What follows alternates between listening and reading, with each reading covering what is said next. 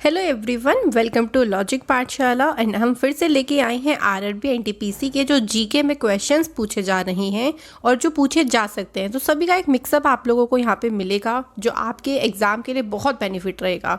तो जिन भी स्टूडेंट का भी एग्ज़ाम नहीं हुआ है वो एग्ज़ाम से पहले इस वीडियो को देख के ज़रूर जाए। इससे पहले के देखो 2 पार्ट ऑलरेडी अपलोड हो गए हैं।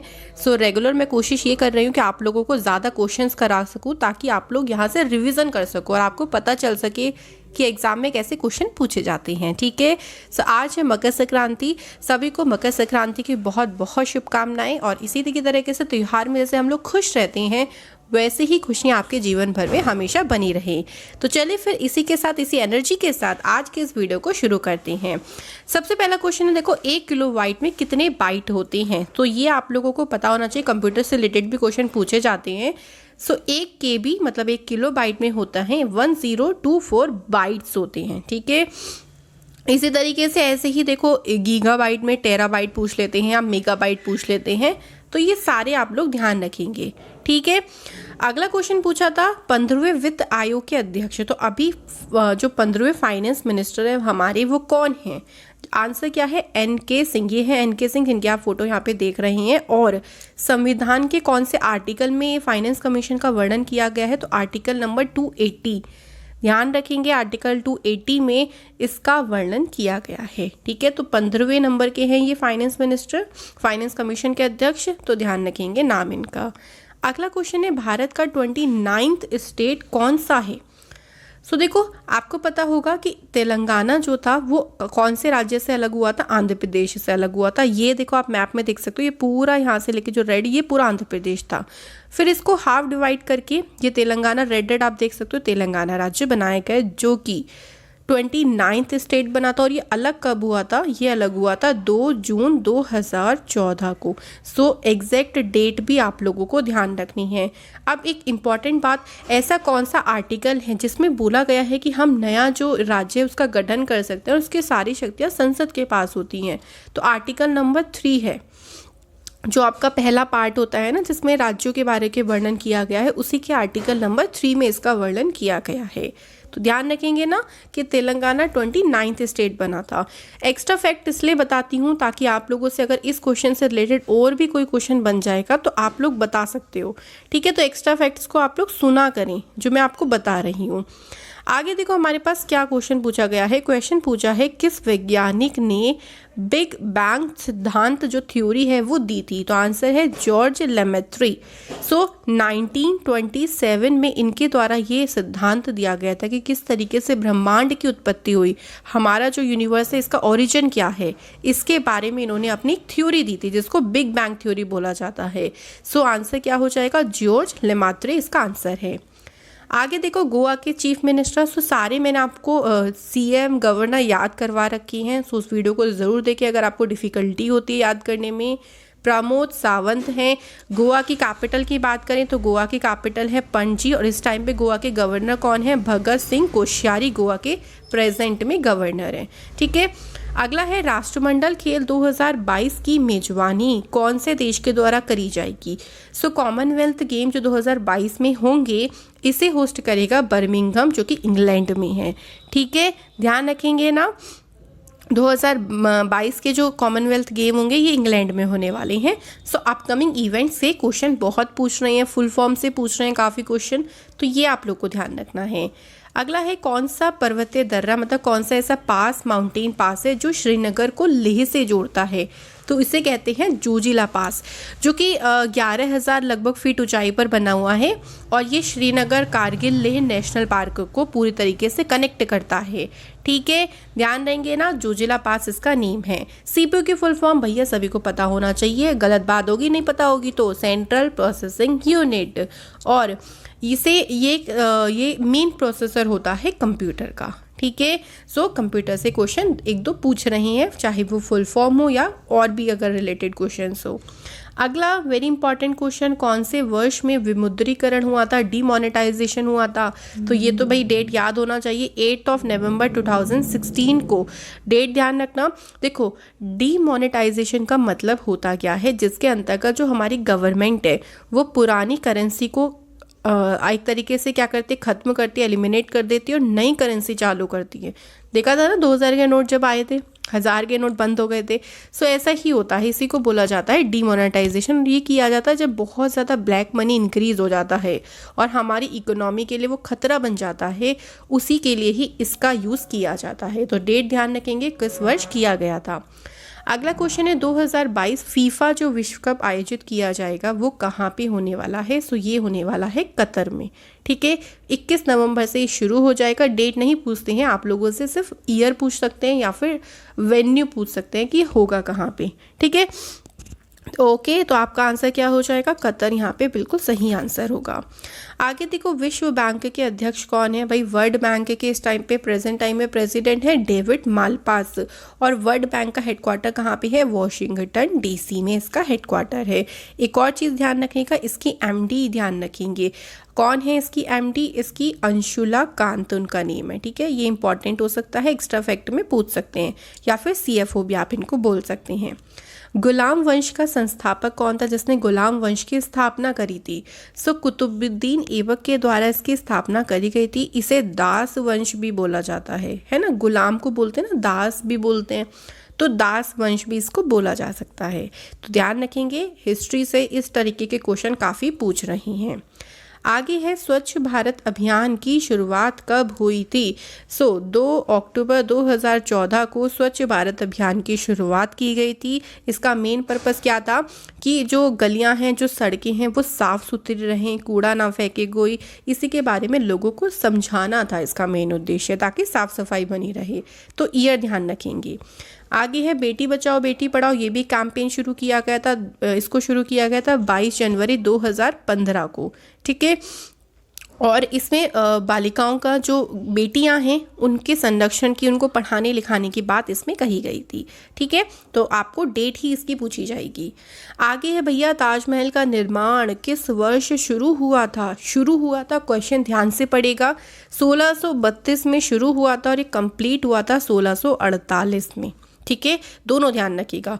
और ताजमहल को यूनेस्को की वर्ल्ड हेरिटेज साइट में शामिल कौन सी ईयर में किया गया था, 1983 में किया गया था। तो ये तीनों ईयर काफ़ी ज़्यादा इम्पॉर्टेंट हैं आप लोगों के लिए। शाहजहां ने अपनी पत्नी मुमताज़ की याद में इसको बनवाया था। ओके, तो ध्यान रखेंगे ना, तीनों ईयर ध्यान रखिएगा। अगला है नोबेल पुरस्कार कितनी श्रेणियों में दिया जाता है। तो अब देखो, नोबेल पुरस्कार 6 श्रेणियों में दिया जाता है। इसकी शुरुआत जब हुई थी 1901 में। ठीक है, तब ये 5 ही फील्ड में दिया जाता था, इकोनॉमिक्स में नहीं दिया जाता था। ठीक है, तो बाद में इकोनॉमिक्स इसमें जुड़ा है, बट आपसे प्रेजेंट टाइम का ही पूछेंगे तो 6 फील्ड में इसको दिया जाता है। आगे है देखो, दक्षिण अफ्रीका के इस टाइम पे प्रेजेंट में राष्ट्रपति कौन है। प्रेसिडेंट और प्राइम मिनिस्टर की भी मैंने आप लोगों को एक वीडियो प्रोवाइड करी है, अगर आपने नहीं देखी हो तो 2020 के जो इंपॉर्टेंट टॉपिक्स वाली प्लेलिस्ट है उसमें देखो, सब मिलेगा। तो सिरिल रामाफोसा ये हैं जो साउथ अफ्रीका के प्रेसिडेंट हैं। बक्सर का युद्ध किस वर्ष में लड़ा गया था। तो देखो, युद्ध में 2 तरीके से क्वेश्चन बनते हैं कि कौन से ईयर में लड़ा गया था, किस किस के बीच में लड़ा गया था। तो 22 अक्टूबर 1764 को लड़ा गया था और ये युद्ध बंगाल के नवाब थे मीर कासिम, है ना, मीर कासिम, और अवध के नवाब जो थे उस टाइम पे सुजाउद्दौला, देखो उस टाइम पे नाम ऐसे ही होते थे, तो ध्यान रखेंगे आप लोग, इनके बीच में ये युद्ध लड़ा गया था। ठीक है, मतलब ये थे और अंग्रेज भी देश में, मतलब ये सारे एक तरफ थे और अंग्रेज एक तरफ के, इनके बीच लड़ा गया था ये युद्ध। पहले तो युद्ध ही होते रहते थे भैया, इसलिए हिस्ट्री थोड़ा डिफिकल्ट लगता ही है क्योंकि ईयर इतने सारे हैं। चलो कोई बात नहीं, हंसी मजाक में ही पढ़ना है बट सीरियसली भी पढ़ना है। महावीर के बचपन का नाम क्या था। तो वर्धमान महावीर के बचपन का नाम था। और इनका एक और चीज़ पूछी जाती है कि इनके माता पिता का नाम क्या था। ठीक है, तो इनके पिताजी का नाम क्या था, सिद्धार्थ, ये भी पूछते हैं एग्जाम में, और माता का नाम क्या था, त्रिशला। ठीक है, ध्यान रखेंगे इनका बचपन का नाम और इनके माता पिता का नाम। किस अनुच्छेद के तहत राष्ट्रपति को पद से हटाया जा सकता है। तो very very important question, article 61 में ऐसा लिखा गया है, राष्ट्रपति पर महाअभियोग, जिसको हम इंग्लिश में बोलते हैं इम्पीचमेंट। ठीक है। ये प्रोसेस उस पर लगाई जाती है, मतलब हमारे राष्ट्रपति पे लगाई जा सकती है, और उनको 14 दिन पहले नोटिस दिया जाना अनिवार्य है। ठीक है, तो ये ध्यान रखेंगे। आपको ये भी पूछ सकते हैं कि कितने दिन पहले उनको नोटिस दिया जा सकता है, तो 14 दिन पहले। आगे है भारत रत्न पुरस्कार की शुरुआत कौन सी ईयर में हुई थी? तो 2 जनवरी 1954 से इसकी शुरुआत हुई थी। भारत रत्न हमारी इंडिया का सबसे हाईएस्ट सिविलियन ऑनर कहलाया जाता है, और ये अवार्ड दिया जाता है नेशनल सर्विस के लिए, जैसे arts, literature, science, public service, sport, इन सारे फील्ड में आप जो भी अहम योगदान दे रहे हो, बहुत असराहनीय काम कर रहे हो, तो उनको भारत रत्न दिया जाता है। अगला है, बहुत फेमस बुक है मालगुडी डेज। इस बुक के ऑथर कौन है? R.K. नारायण के द्वारा ये बुक लिखी गई थी। तो ये काफ़ी आपने बचपन में भी सुनी होगी इस बुक के बारे में, ध्यान रखेंगे। आगे है, कौन सी गैस चूने के पानी को दूधिया रंग में बदल देती है? दूधिया रंग का मतलब होता है मतलब दूध जैसा कलर हो जाता है उसका, चूने के पानी का। तो अगर हम CO2 मिला दें, कार्बन डाइऑक्साइड मिला दें चूने के पानी में, है ना, लाइम वाटर में, तो उसका कलर मिल्की जैसा हो जाता है। तो साइंस से भी 2-3 क्वेश्चन बनेंगे आपके ज़रूर। गांधी जी का जन्म स्थान कोई नहीं भूल सकता, अगर भूल गए तो भैया पिटाई पड़ने वाली है। कहाँ है गांधी जी का जन्म स्थान?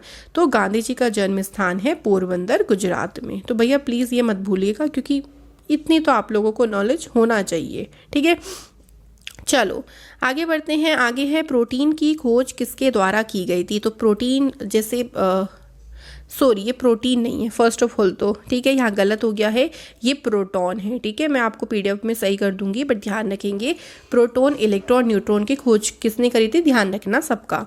तो प्रोटॉन की खोज करी थी गोल्डस्टीन ने 1886 में। ठीक है, ध्यान रहेगा ना। चलो आगे चले। दुनिया की सबसे बड़ी ताजे पानी की झील, क्वेश्चन ध्यान से पढ़ेंगे। दुनिया की पूछा है, ना कि भारत की। भारत की पूछा जाएगा तो वुलर लेक कहलाई जाएगी जम्मू कश्मीर में, जो लार्जेस्ट फ्रेश वाटर लेक है। और दुनिया की कौन सी है? सुपीरियर झील, जो कनाडा और अमेरिका के बॉर्डर पर है। ठीक है, और ये अगर हम बात करें तो विश्व की तीसरी और ताजे पानी की, मतलब सबसे बड़ी, तीसरी नहीं कहेंगे सॉरी, सबसे बड़ी झील है, जो कि फ्रेश वाटर लेक है। नेक्स्ट है, पीर पंजाल रेलवे सुरंग कहाँ पर है? तो ये सुरंग कहाँ पर है? जम्मू कश्मीर में ये सुरंग है। और लगभग इसकी लंबाई की बात करें तो 11.2 किलोमीटर लंबी है, जो जम्मू कश्मीर में बनाई गई है। ICC यानी इंडियन क्रिकेट काउंसिल का आपको हेडक्वार्टर पूछा है, दुबई में इसका हेडक्वार्टर है। और इसके एक्स्ट्रा फैक्ट में अगर हम बात करें, देखो सबसे पहले तो ध्यान रखेंगे इसके CEO कौन है? तो इसके CEO कौन है? मनु साहनी। ठीक है, मनु साहनी इसको CEO हैं। इसके अलावा अगर हम बात करें इसके चेयरमैन कौन है, तो ग्रेग बार्कले इसके चेयरमैन है, ध्यान रखेंगे। ठीक है, तो 2 बातें आपको एक्स्ट्रा में ध्यान रखना। और हेडक्वार्टर पूछा जाएगा, बहुत बार पूछा जाता है। जापान के प्राइम मिनिस्टर 2020 में अपॉइंट हुए थे, भैया किसी को नहीं भूलना चाहिए, योशिहिदे सुगा है जापान के प्राइम मिनिस्टर, जिन्होंने शिंजो अबे की जगह ली थी। भारत का संविधान दिवस किस तिथि को मनाया जाता है? 26 नवंबर 1949, जिस दिन हमने अपने संविधान सभा ने हमारे संविधान को अपना लिया था। ठीक है, और कब से ये लागू होना शुरू हो गया था? मतलब संविधान हमारा 1950, जिस दिन हम क्या बनाते हैं? 26 जनवरी, जिस दिन हम गणतंत्र दिवस मनाते हैं। ठीक है, तो ये दोनों डेट आप लोगों के लिए इम्पॉर्टेंट है। सांची का स्तूप किसके द्वारा बनाया गया था? तो अशोका के द्वारा ये स्तूप बनाया गया था। ये फोटो देख सकते हैं, ये है सांची का स्तूप। एक एक्स्ट्रा बात देखो, सबसे पहले तो ये कहाँ पे है? मध्य प्रदेश में है। और 200 रुपये का अगर आपने नोट देखा होगा तो उसके पीछे देखना कभी, उसके पीछे सांची स्तूप बना हुआ है, तो ये भी पूछ सकते हैं। आगे है, INC यानी इंडियन नेशनल कांग्रेस की स्थापना हुई थी 1885 में। पूरी डेट की बात करें तो 28 दिसंबर 1885 में इसकी स्थापना किसके द्वारा की गई थी? A.O. ह्यूम के द्वारा करी गई थी। और इसकी पहली महिला अगर हम हेड की बात करें तो एनी बेसेंट थी। ठीक है, उनका नेम भी आप लोग ध्यान रखेंगे। आगे देखो, HTTP की फुल फॉर्म पूछी है, कंप्यूटर से तो फुल फॉर्म ज़्यादा पूछी जाती हैं। हाइपर टेक्स्ट ट्रांसफ़र प्रोटोकॉल इसकी फुल फॉर्म है।